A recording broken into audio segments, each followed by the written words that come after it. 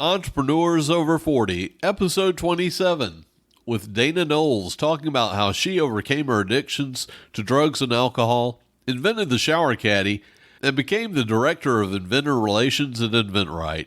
What I realized is the mind doesn't know the difference between what we tell it and what's real. The mind doesn't know. The mind only knows what we feed it. Earl Nightingale, one of the best inspirational speakers ever, says the mind is like the earth. It will grow whatever you plant. So I started feeding my brain all this good stuff. And now I'm hanging around with good people. I'm not doing bad things. I'm not having the guilt and the shame of all that stuff I'm doing. And eventually, good things just started to happen. You're listening to Entrepreneurs Over 40, the show for somewhat mature entrepreneurs and side hustlers. And now your host, Greg Mills. Our guest today is an accomplished inventor and motivational speaker that holds nothing back. She's the owner of Dana's Tuxedo, director of Inventor Relations at inventRight, a recovering drug addict and alcoholic, and the inventor of the shower caddy. She is a passionate advocate for women wanting to get sober and begin to be productive members of society. She is also a role model for women who wish to recreate themselves to do what they really want to do, no matter what. Without further ado, Dana Knowles. Well, hey, thank you so much for having me on here. I'm really excited to talk to you and talk to your viewers and enlighten them, inspire them to do what they've always wanted to do, no matter what. Yeah, thank you for being on here. My pleasure to have you. So, can you take a few moments and fill in the gaps from that intro, Dana, and bring us up to speed with what's going on in your world today? Sure. Well, let's just start by saying from the time I was about 15 to the time I was 34, every night was a Friday night. I didn't have weekends. I partied, and at some point, maybe in my early 20s, I just overshot the mark. And drugs and alcohol and living on the really seedy end of the railroad tracks. And I just couldn't get back on the other side of the tracks. For those 20 years, it was kind of a big blur. I have spotty, hazy recollections of what happened during those 20 years or so. But in 1997, I hit my bottom. And I checked myself into a drug and alcohol treatment center for 3 weeks and decided at that point that I really needed to change some things in my life. And I first started by hanging around with sober people who were shakers and movers and going places. And I just followed in their path. And all those years that I was drowning myself in alcohol and drugs, I would come up with all these ideas, and I was a big dreamer. I always wanted to do things. I always wanted to be a motivational speaker because I like to talk a lot. And I was an inventor. I was always a creator and a dreamer. And I had decided a few years after I got sober and I had a good foothold on living a sober life that I was going to go towards those dreams. And so I've become now a professional inspirational speaker as well as a successful inventor. Can we talk a little bit about your backstory and what got you to where you were when you hit rock bottom, and then how you recognized it and how you propelled yourself forward? Well, I think like anybody, when I was a little girl and they said, what do you want to be when you grow up? I didn't say, oh, I want to be a drug addict and an alcoholic and I want to destroy my life and I want to destroy everybody else's life and I'm going to bring a child into the world and I'm going to drag him through the muck, having a child in tow through this insane lifestyle. I didn't want to do that. That wasn't my goal, but it started out gradual, partying on the weekends a little bit, and then hump day, and then ladies' night. Before I knew it, the drugs started to play a part of my life, and then hanging around with the people that dealt the drugs and did the drugs. I know enough because I work enough with people who are in recovery or struggling with addiction that it spirals out of control. And then one day, if we're lucky enough, we wake up and it's like, how did I get here? There was times in my life that I thought I should be locked up, that I was crazy because I knew that I shouldn't be doing what I was doing. I, at one time, thought I should be locked up. I need to be locked up somewhere where I'm safe, where I can't get to any drugs or alcohol. And then I would have these brief moments of sobriety a day, not like weeks or months, but a day. It's like, oh, okay, I'm good. And my problem was that I was what they call a high bottom drunk, where I had a house, I had a car, I had a job, I owned my own business until I didn't. Then when I hit my rock bottom, I still had a home and I still have a vehicle. But when I got sober and I went into treatment, it wasn't a very safe place for me to go back home to. So I ended up becoming homeless after I got sober. Technically, when you live in a woman's shelter, you're considered to be homeless. And then I lived on what they call couch surfed, meaning I didn't have anywhere to go. So I just would sleep on people's couches wherever I could land. And then eventually got a couple bucks in my pocket and got my own apartment, and then just kept going forward from there to try to reinvent myself and recreate my life as a sober woman. I was in my mid-30s at that point, but I didn't see it coming. I didn't. And I was one of those drunks, addicts, whatever you want to call. I don't know. I was a garbage head. I did it all. It doesn't matter. I call myself a garbage head because I did everything. I would not quite hit the bottom, but I would just skim the bottom. Like I would get to that point where I went so low, and then I would work a little bit, get a couple dollars in my pocket, pay the electric bill, get some insurance on the car, get some food in the groceries, go get a haircut. And I think, okay, I got it going on. I'm good. And then I would just spiral that again. And it was like this roller coaster, up and down and up and down. And I probably did that for the last 10 years of my drinking. I didn't get arrested. I didn't get DUIs. I didn't lose jobs. I didn't have my child taken away from me. I was dying inside, that the guilt, the shame, the remorse was killing me. And I don't know why I had my moment. On December 3rd, I had started drinking about noon, because now I'm physically addicted to alcohol. Physically. Like I need it in my body because I'm going into DTs in the morning if I don't have it. And for some reason on December 3rd, I didn't have any alcohol. By noon, I felt like I was dying. I was shaking. I was sweating. It looked like I had a terrible flu. And I knew the only thing that would save that is to go get a drink. And so I stopped at the local bar. And I remember putting the whiskey, I was a whiskey drinker, putting the whiskey to my mouth. And I went into an instant blackout. I had done this many, many times. And a blackout is when you're functioning, I'm walking around, I'm functioning, I'm doing everything, but I have no recollection of it. And for the next 18 hours, I was in this blackout. And when I came out of my blackout, I was in a strange house in a strange town. I didn't know who the people were in the house. And that's when I had my moment that there was no major consequences. I wasn't going to jail or losing my job or any of that. But I was so sickened inside that I screamed out to God, help me, the good old alcoholic prayer, help me. And that day I found myself I called a treatment center that was near me. All I said was, I need help. I drove up there and it was pretty rough. The first 3 days were pretty rough. In fact, I remember waking up the next day and saying, oh, shoot, what did I do? Oh, my gosh, now I'm in treatment. What do I do? And I just made a decision to stay there. I learned about the disease of alcoholism and addiction. And I realized that I wasn't crazy.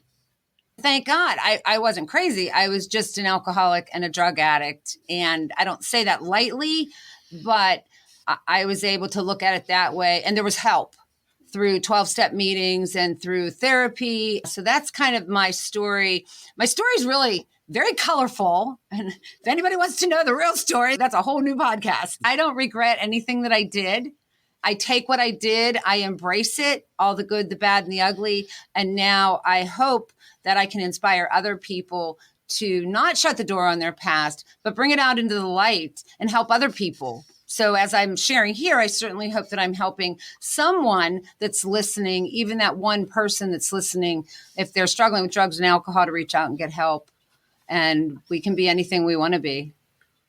How long did it take you once you made that initial decision to get to, where you would consider yourself functioning normally? Oh, And normally in my world there's a whole wide range. I have a bumper sticker that says masquerading around as a normal person day after day is exhausting. Yeah. Physically, I had to be detoxed from all the junk I was putting in my body. That's going to take weeks probably, or even months to really physically get all of that out of my body.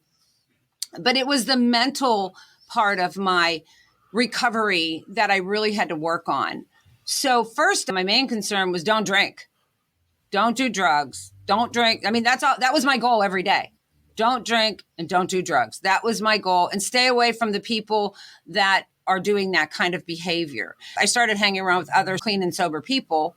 It was maybe about 2 years before I finally I had a lot of damage. There was a lot of stuff that I had to fix. There was court stuff. There was a divorce going on. There was homelessness. There was getting a car on the vehicle, getting a job. It takes some time. Nothing in life happens overnight, I guess, maybe unless you hit the lottery, but nothing happens overnight. So I would probably say a couple years before I really said, okay, I got a good grasp on the sobriety thing. Not that I never forget. I still work very hard on my 12-step group that I go to, and also helping other women who are trying to, get clean and sober and stay clean and sober. But it was about 2 years before I felt like, okay, I'm ready to go to another level. I'm ready to follow my dream. I'm ready to get serious about that. How did your family react, when you started getting your act together? I'm originally from Pittsburgh, PA. And in the early 90s, I left Pittsburgh because, I thought it was Pittsburgh that was my problem because I lived in downtown Pittsburgh. And I thought it was Pittsburgh that was my problem. So I did the geographical change to cure me to Scranton, Pennsylvania. And that didn't cure me because, everywhere we go, there we are. My family was still living all in Pittsburgh. The only people I knew in Scranton were people that were doing drugs, drinking. And then my husband's family lived there. They just weren't supportive at all.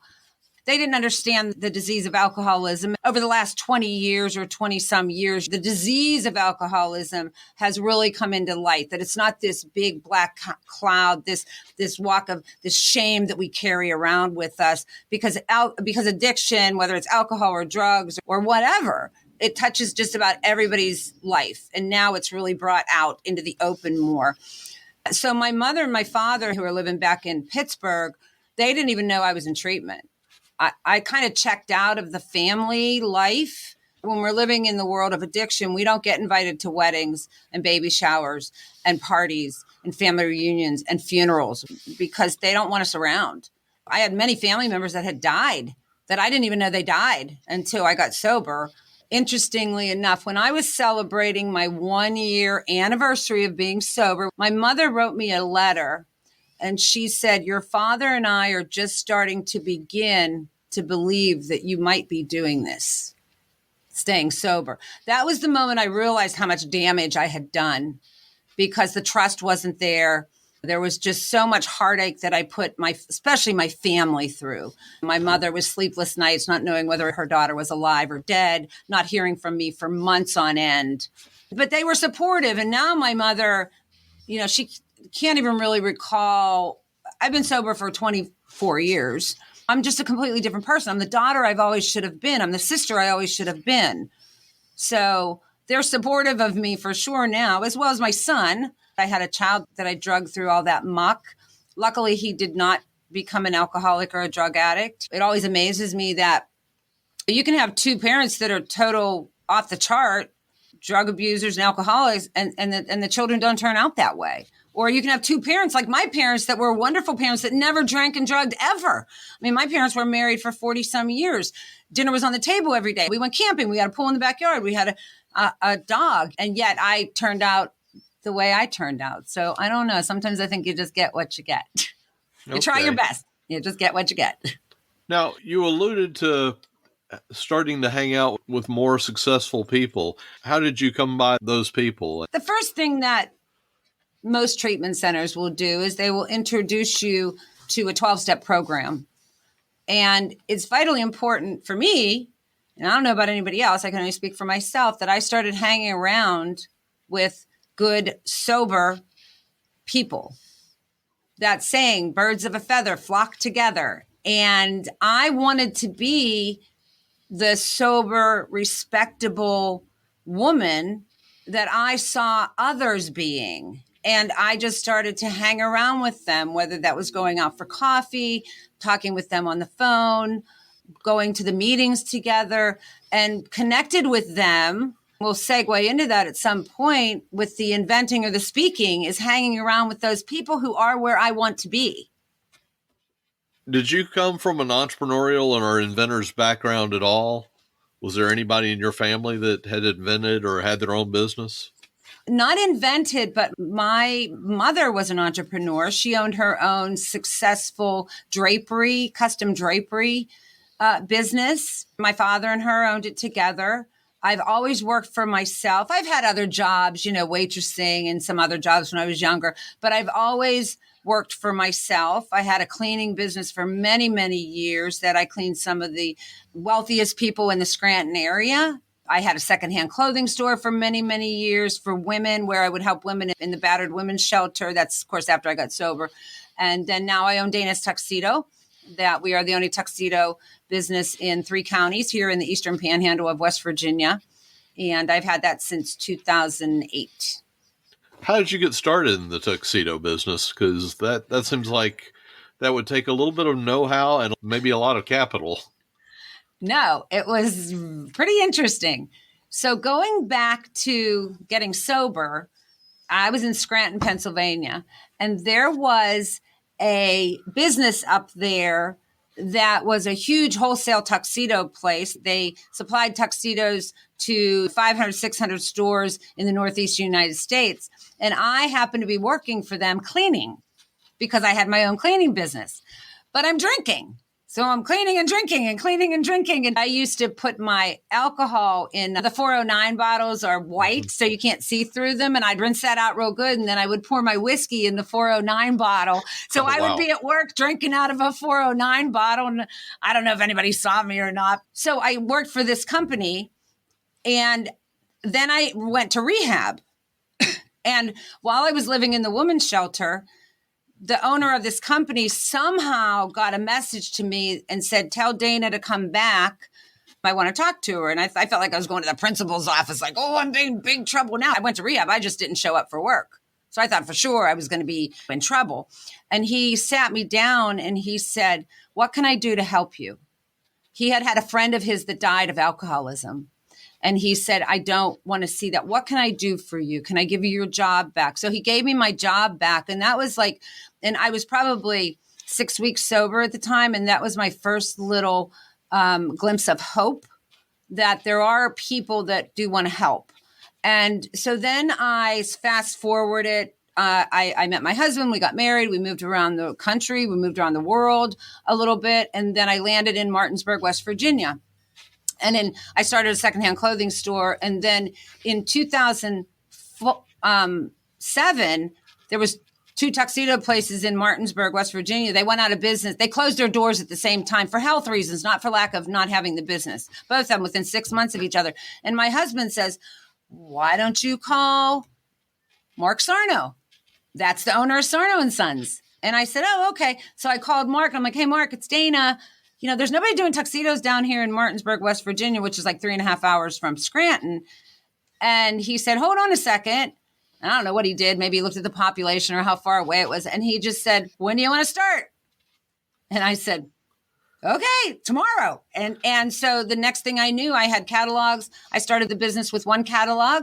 I started it with a swatch book and 1 mannequin. And I was doing it in the back of my secondhand clothing store for about a year. And then the business took off. And then I opened up another store. Now, the secondhand clothing store, we don't have that anymore because I was burning the candle at both ends, running 2 businesses. So we actually gifted the secondhand clothing store to the local Humane Society so they can have it for a thrift store for their spay and neuter clinic. So then I walked away from the secondhand store and now I just do the tuxedo business. I never learned how to be an entrepreneur. I never learned. I didn't go to school for it. I don't have any big letters behind my name. I didn't write a book. I don't have any of that stuff. What I do have is common sense. Common sense is not so common. I know. And starting a business is common sense to me, but it comes so natural to me. I love having my own business. I love it. I don't like the days when I have to play whack-a-mole. The other day I came in and the toilet wasn't working. So I've got my hands in the toilet tank, or a light bulb burns out or the computer doesn't work. I think, and that helps with being an inventor, we just figure out a better way. Like, okay, this isn't working. Let's just figure it out. When you own your own business, you don't have anybody to ask because I don't have a boss. I don't have anybody to go to. How did the shower caddy come about? Oh, this is a good story. So in 1997, when I first got sober, thought to myself, I'm going to do something serious. Well, probably 1998, probably a year or so later. I'm going to do something with one of my inventions. And I was cleaning houses because I got some of my jobs back. And I came up with an idea and I ran off to one of those invention submission companies. I won't name which one, but I ran off to one of them. They wanted some money and I scrounged up some money and I gave them some money and I got a really nice book with a bunch of pictures in it. And then they wanted thousands of dollars and I just didn't have it. I can look back in hindsight and say, thank goodness that I was poor. I didn't have it. I didn't know what to do. So I kind of shelved it for a little bit. And then a couple of years later, I came up with another idea and I ran off to a patent attorney and I flopped the prototype because I'm real good at creating stuff. I flopped the prototype in front of the patent attorney and said, I'd like to patent this. And he said, okay. And $6,000 later, I had nothing. I went to a big show in New York City that made a bunch of promises. So it's another $5,000, $6,000. And then I thought, okay, I'm going to start my own business. I can do this. I got a machine to make something. I got packaging. I got labels. I got website. I got the whole 9 yards. I just couldn't get any traction. I was showing the product to companies, but I didn't know what I was doing. I was trying to sell it myself. I'm an idea person. I've coined the phrase, I'm a pet peeve specialist. So if nobody has it out there, it's official. It's mine. I'm taking it. So I put a little TM on there, pet peeve specialist. So I was trying to do all these things to try to get one of my ideas out there, but I just didn't know what I was doing. I had joined the inventors network of the capital area in Washington, D.C., because I'm in Martinsburg. So I'm about an hour from D.C. So I joined this inventors group and I would go every month. I volunteered to be the treasurer for the group because I knew that would get me there because I had a commitment. We would have speakers come on every month and talk about all kinds of aspects of inventing, patenting, everything. But I never heard about what I'm going to talk about, which blows my mind. So in 2016, I became the president, and the president's job is to find the speakers. So in 2009, I had went to an event at the USPTO, and I heard this guy speak. His name was Stephen Key, and I didn't know who Stephen Key was. But a few years later, Facebook's coming up. So I connect with Stephen Key, and I'm following him and reading his posts, and he's becoming a pretty big guy in the inventing world. And I thought, I'm going to reach out to Stephen Key and ask him if he'll come and speak at our event next time he's in the DC area, because he's from the West Coast. So he said, yeah, I'm going to be there in 2017. He's coming in springtime. I had found out he wrote a book called One Simple Idea. And I thought, well, if I'm bringing him in to speak, maybe I should read his book. That's the only reason I read it, is because I wanted to maybe impress him. If we had a conversation, I'd be able to quote some things in the book so that he knows that I read it. It blew my mind. It's all about taking one simple idea and going through the licensing process. So I downloaded it on Audible. I listened to it once. I listened to it twice. I listened to it 3 times. I'm like, where has this been all my life? I've been trying to go down every road possible with no end in sight. Now there's this thing called licensing, which is basically we come up with the idea. We show it to potential brands or manufacturers, brands. Then if they like the idea, they take the idea, they run with it. They produce it, they package it, they ship it, they warehouse it, they show it to buyers, they get it into all their existing platforms for retail, online, brick and mortar, catalog. And then they pay us, me, the inventor, a royalty.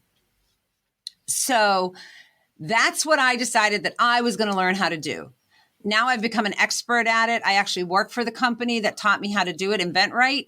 I'm their director of inventor relations. I'm also an advisor for them, also running Dana's Tuxedo, also coming up with other inventors, also helping people in the recovery world. I got a full plate here. Yeah, when do you sleep? I do. I do make sure I sleep. Eating healthy and sleeping is probably one of the most important things that I do. But I'm like a ball of fire. When my feet hit the ground in the morning, I'm running like crazy. And then by 9 o'clock at night, I'm done. So I took an idea. I went through Stephen Key's course, the inventRight. They have a coaching program. So I signed up to be a student to learn everything I could about licensing. And I took my product. It's called the Hanging Shower Caddy. It's very long and narrow. I licensed it to a company, Grand Fusion. We just hit 400 5-star reviews on Amazon, but it's selling on many different platforms. It went on the market just before COVID hit. So it's not in any brick and mortar stores now, but they're looking at 2022. We really think it's going to be in a lot of brick and mortar stores. Okay. Now, how long has that been out?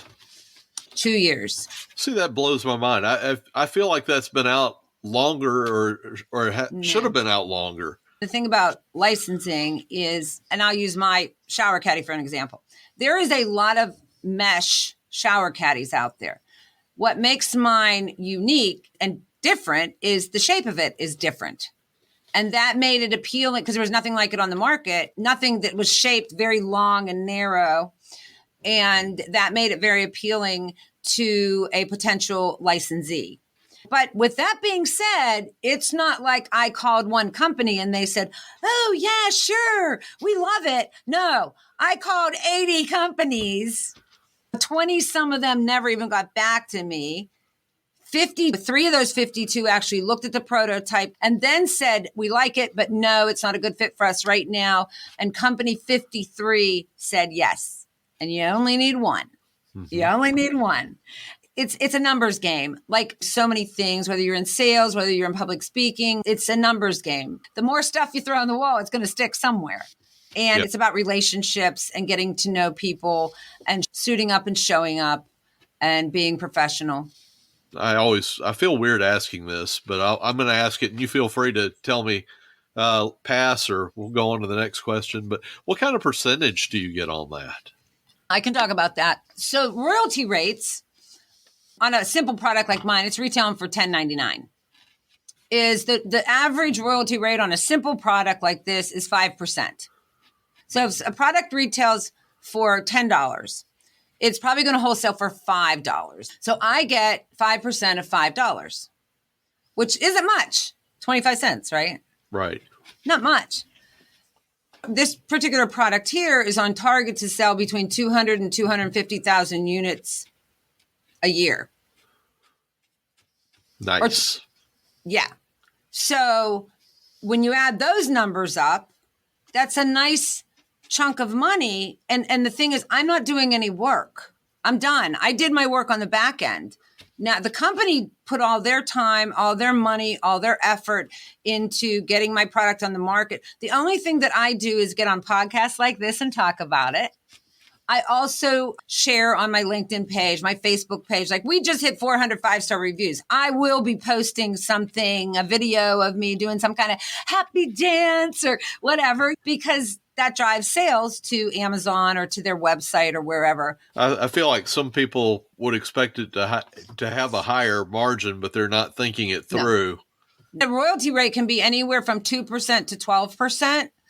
2% would be on a very inexpensive item that they're going to sell millions of them. They're going to sell millions. So you might only do a 2% because you're going to make the money because you're doing so much volume.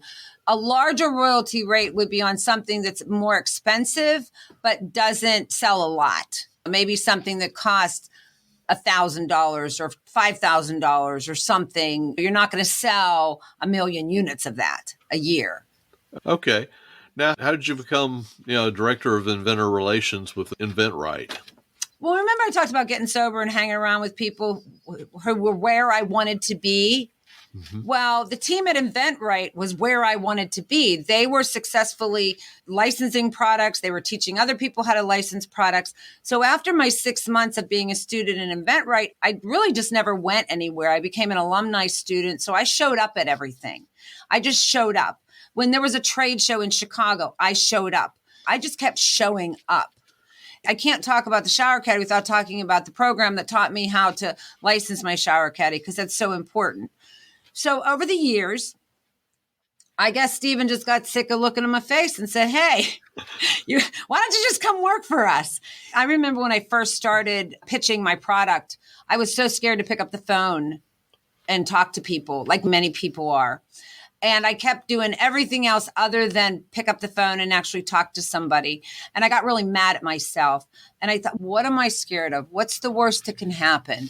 I had these visions of myself sitting on my rocking chair on my front porch when I was 90 years old, if I'm so blessed to live that long, saying, I wish I would have made those phone calls. And I got mad. It was like that anger that fueled me to put something into action, because nothing happens without some kind of action. There's certain times that we need to pause and don't do anything. And I do a whole talk on the pause. But I also believe that in the industry of inventing, you have to do something. You have to reach out. You have to let people know your product's there. So I got really mad at myself. I had a list of companies and phone numbers, and I just started dialing the numbers. And I kept on doing that until I wasn't scared to do it anymore.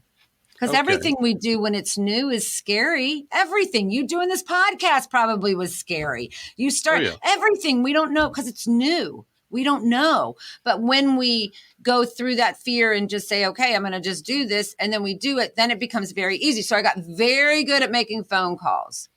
So when inventRight started a new program we call Bridging the Gap, it's where we bring companies on to live Zoom calls for our professional students. Somebody had to be the person to call companies. And that was me because I got so good at phone calls. Because see, I don't like emails only because I don't like waiting. Phone calls, you get answers right away. You get to that person right away. You leave a voicemail. So that's how I got to be director of Inventor Relations. It's funny because Stephen told me that my title would be Inventor Relations. And so after a couple of weeks of saying it, this is Dana Knowles, Inventor Relations with inventRight. And I thought, that doesn't sound good. I called Stephen and I'm like, I need to be the director of Inventor Relations. I need a name. I need a title because it just sounds more impressive, but it is impressive to be Inventor Relations for inventRight. Well, you talked about this a little bit too, about fear and how it's motivated you. And I noticed on your website that you had the phrase, fear is the thief of dreams. What does that mean to you, and where'd you hear it? I have it on a coin somewhere. I don't even know where this coin came from, but I have it on a coin. I carry it with me all the time. I did a whole presentation on fear at the InventorCon 2021 that the Kentucky Inventors group had. And it was all about fear. And it was all about getting down to the root of our fear and what we're really fearful of. When I'm calling companies and I say, I'm scared, I'm fearful of it, what I'm really scared of is, what are they going to think of me? Am I going to sound stupid? Am I going to know what I'm talking about? It all really comes down to pride and ego. I want to sound smarter than I am, so I don't want to embarrass myself. So getting down to the root of what is, like peeling off the onion, what is really going on with the fear that's deep down inside. We can say, I'm scared of making phone calls. No, you call people all the time. We call our friends and family all the time and talk to them, right? Mm-hmm. So there's a deeper underlying thing of what we're scared of. And when we stay in that fear of, I'm scared to call people, or I'm scared they won't like my product, or I'm scared about being on this podcast, or I'm scared to open up, I'm fearful of starting my own business. What if I fail? What if I this? What if I that? Living in the what ifs. And it steals our dreams. Mm-hmm. It's the thief of dreams. Yeah. And I learned a long time ago, not when I was drinking, but after I got sober, how to dig deep inside myself and figure out what's really going on by stopping and just thinking, what's really going on? Or why am I so angry about something? Anger for me is always stems when you pick it apart, when you start peeling off that onion, there's a fear underneath there. I'm fearful. I'm angry because I'm scared I'm going to get something I don't want. I'm scared I'm going to lose something I have. I'm scared you're going to think bad of me, and I've just learned over the years with practice to not allow fear. And I still have it. It's a natural, fear, two forms. One, the fear of putting your hand on a hot stove. Yeah. Valid. And two is the inner fear. And I have to sit down and say, okay, is this imagined or is this real? Because most of it's the stuff that stops us from following our dreams is imagined. Mm-hmm. That's where that comes from. I get fearful. I wasn't fearful talking on this. I've done these so many times. I used to be fearful that I'm going to mess up my words, or I'm going to have a coughing spell, or I'm not going to look perfect. And I just realized most people just want to see the average, everyday person share their experience in hopes that they are inspired to do something, even if it's just to stop and look deep inside and say, okay, why aren't I doing the things that I dream about doing of every day? I've done everything. Well, maybe not everything. I have a really weird bucket list, but we don't need to talk about that. I've lived in Barbados. I lived in Ireland. I have a really good life. I'm financially okay. I sleep at night. I'm peaceful. I'm following my dreams. I've done everything that I want. I started my own business. I've invented something. It went on the market. That was a dream of mine. And I don't know what's better, getting the mailbox money and the royalty check or seeing the 5-star reviews on Amazon. I can't wait until the day I actually see my product in a retail store. Oh yeah, that's going to be crazy. But now my goal is to become a successful inspirational speaker. I've always wanted to be a speaker. I've spoke many times in front of many audiences. Usually it's recovery oriented. My favorite class in school was speaking class. I was in school plays. And so that's my next dream, is to be in front of a stage with 10 people or 1,000 people, because you never quite know what you're going to get. And you've already done some of that. Correct me if I'm wrong, right?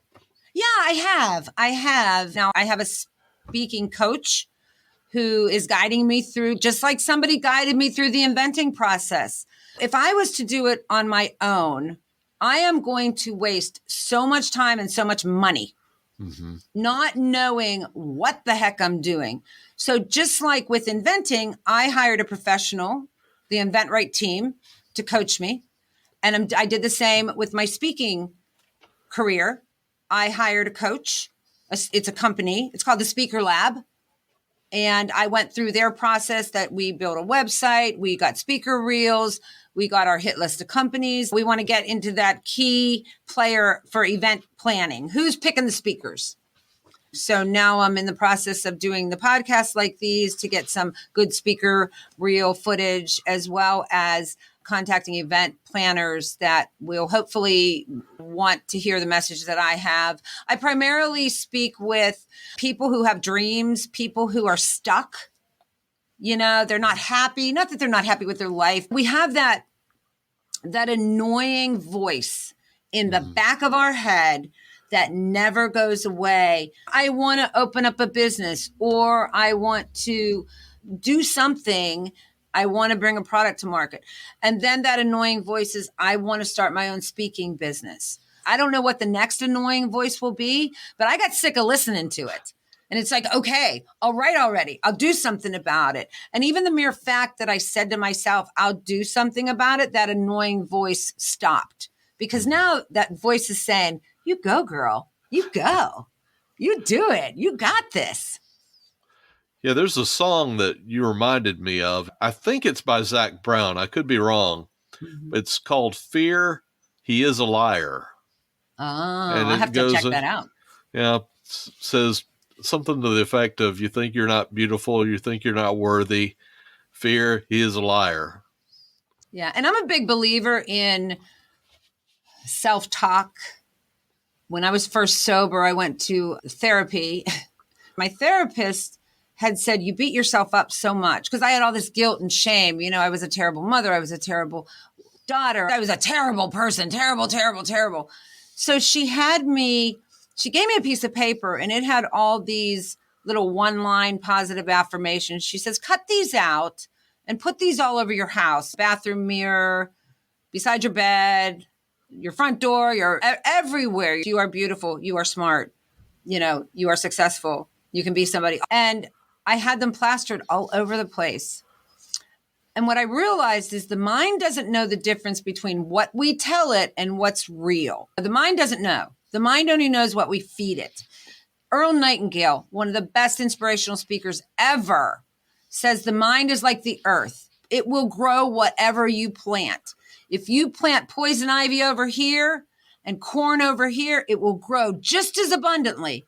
He says that's how our brains are, and I get that. So I started feeding my brain all this good stuff. And now I'm hanging around with good people. I'm not hanging around with a bunch of people that are doing not what they're supposed to be doing. I'm not doing bad things. I'm not having the guilt and the shame of all that stuff I'm doing. And I'm feeding my mind this good stuff. And eventually, good things just started to happen. Life gets messy sometimes. I'm a big believer in gratitude. I'm always saying, what am I grateful for? I'm always grateful for what I have, because I've been homeless. I've had nothing. I've had no money in my pocket. In fact, when I went into the women's shelter after rehab, I didn't have any clothes. I had no money. I was digging out of boxes in the women's shelter for clothes, going to food banks for food. I had nothing.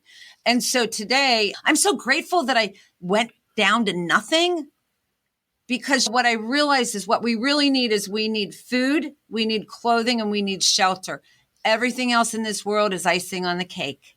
Yeah. And because I have that attitude, and because I believe that truly, that I keep getting blessed, but I have to work at it. It's just not like I'm going to sit back on my duff and people are going to come knocking on my door saying, Dana, I hear you're the best inspirational speaker ever. And we want you to come speak at our event in front of 20,000 people. And we're going to pay you an astronomical amount of money.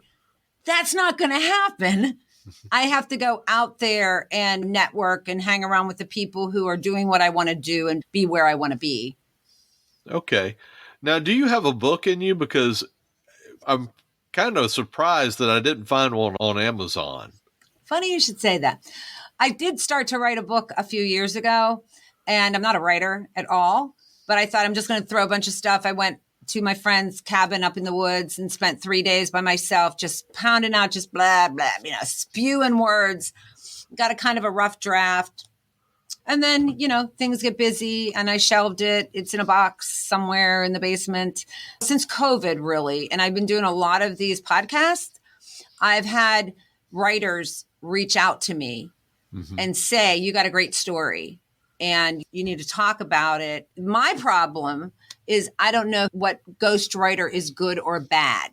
Who do you trust? Who's going to be able to take what's up here in my head and put it on those words without putting their spin on it? So that's kind of where I'm stuck right now. Like, I'd love to write a book, but I'm not a writer. I'm a talker. So if I could talk to somebody and they can put it all in words, that'd be cool. I don't know how all that works. So I'm sure there's a book in the future for me, for sure. So if anybody's out there and they can guide me towards somebody, please hit me up on LinkedIn, Dana Knowles. I would like to write a book. I would like to have my thoughts out there and my experience and to help other people. Okay. And the interesting thing is that I don't think my story is that special. It's my life. It's what I lived. I kind of cringe sometimes when people say, oh, you're doing so well. Good for you. You're sober. And it's like, hey, you don't get a gold star for totally screwing up your life. Maybe a gold star for accomplishing things afterwards.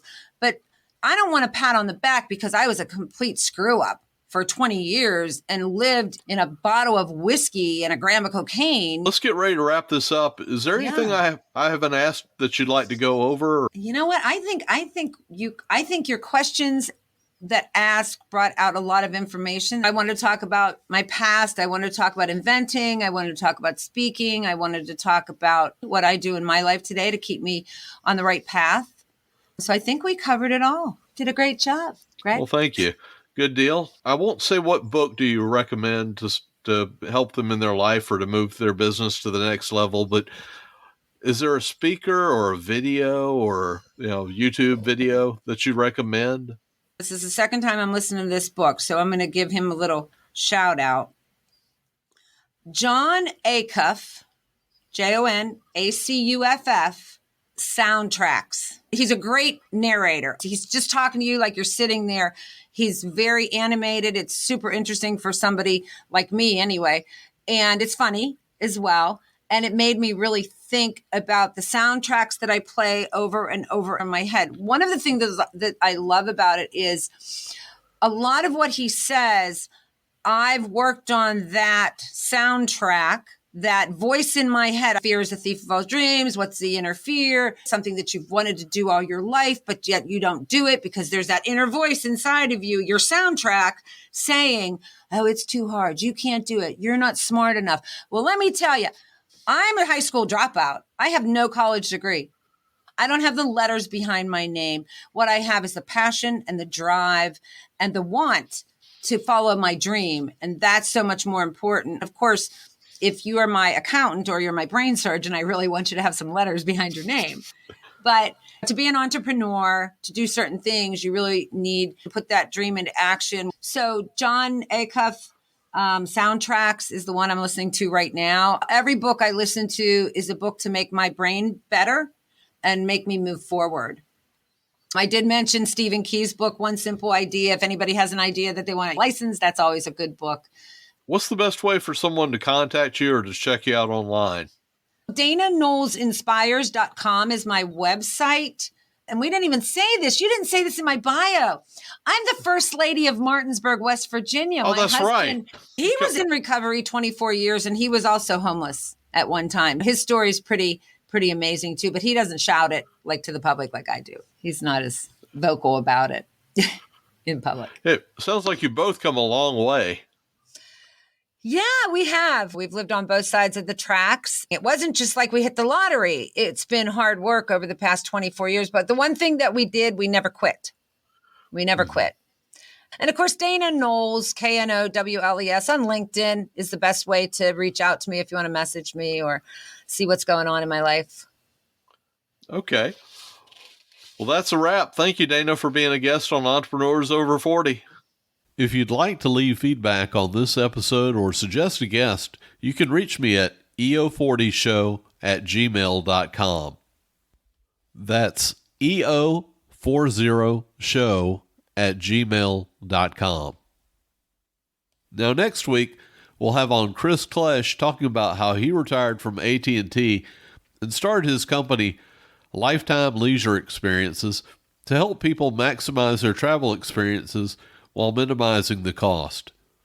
Be sure to hit subscribe in your podcast app so that you don't miss it or any other episodes. Thank you for listening to Entrepreneurs Over 40. Check us out at entrepreneursover40.com. If you've enjoyed this podcast, please leave us a review on Apple Podcasts, Google Podcasts, or your favorite podcast directory.